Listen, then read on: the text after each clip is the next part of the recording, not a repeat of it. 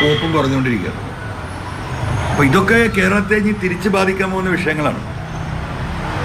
Government ഇങ്ങനെ രാഷ്ട്രീയം പറഞ്ഞ് പി വി അൻവറിൻ്റെ നെഞ്ചത്തേക്ക് കയറുന്നതിന് പകരം അഡ്രസ്സ് ചെയ്യേണ്ട വിഷയങ്ങൾ ഈ പറയുന്നതൊക്കെ ഞാൻ കത്ത് കൊടുത്ത കാര്യമാണ് ഇപ്പോൾ ഈ പറയുന്നത്. ഇനി അത് മനസ്സിലാക്കുക. അൻവർ വിളിച്ചു പറയാണ് പാർട്ടിക്ക് പുറത്താന്ന് പറഞ്ഞില്ലേ. ഇപ്പോഴും പറഞ്ഞത് പാർട്ടി രീതിയല്ല അൻവർ ചെയ്യുന്നത് എന്നാണ് ഇപ്പോൾ ഈ LDF കൺവീനർ പറയുന്നത്. ഇപ്പം ഞാൻ നിങ്ങളുടെ ഫോണിൽ നിന്ന് ഞാൻ കേട്ടു. അപ്പോൾ ഇതിനൊക്കെ കത്ത് കൊടുത്താൽ, കാരണം ഇതെല്ലാം നമ്മൾ നേരം എടുത്ത പത്രം വായിക്കുന്ന കാര്യങ്ങൾ ഒബ്സർവ് ചെയ്യുന്നു. ഒരു പൊതുപ്രവർത്തകൻ എന്നുള്ള നിലക്ക് നമ്മളെല്ലാ ഭാഗത്തേക്കും നമ്മളെ കണ്ണോടിച്ചുകൊണ്ടേയിരിക്കും. ഈ കണ്ണോടിക്കലിന്റെ ഭാഗമായിട്ട് നമ്മൾക്ക് ബോധ്യപ്പെടുന്ന കാര്യങ്ങളാണ് കൊടുക്കുന്നത്. ഇതിനൊന്നും പുല്ല് വിലയില്ലാതെ ഈ പറഞ്ഞ പോലെ ആ വേസ്റ്റ് ബക്കറ്റിലേക്ക് ഇട്ടാല് അപ്പം യൂത്തിനെ അഡ്രസ് ചെയ്യണം. യൂത്തിനെ അഡ്രസ് ചെയ്തേ പറ്റൂ.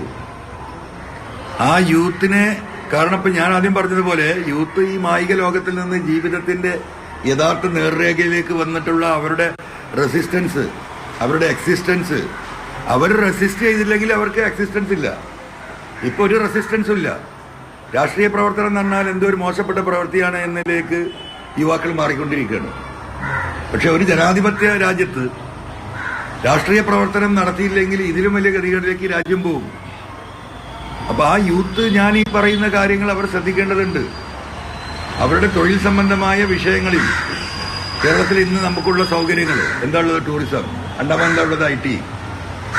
ഈ മേഖലകളിൽ നമ്മൾ ഈ യൂത്തിന് കൂടുതൽ കോൺസെൻട്രേറ്റ് ചെയ്യേണ്ടതുണ്ട്.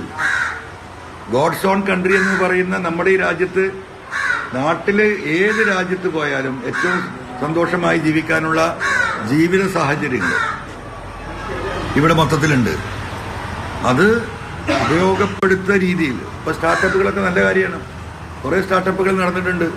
പക്ഷേ കേരളത്തിലെ IT പ്രൊഫഷണൽസിന്റെ ഔട്ട്പുട്ട് അനുസരിച്ച് നമ്മൾ പരിശോധിക്കുകയാണെങ്കിൽ ഇപ്പോൾ കേരളത്തിൽ ഉണ്ടായിട്ടുള്ള ഈ പറയുന്ന സ്റ്റാർട്ടപ്പുകളുടെ ഒരു 10 ഇരട്ടി ഉണ്ടാക്കാനുള്ള സാധ്യതയുണ്ട്.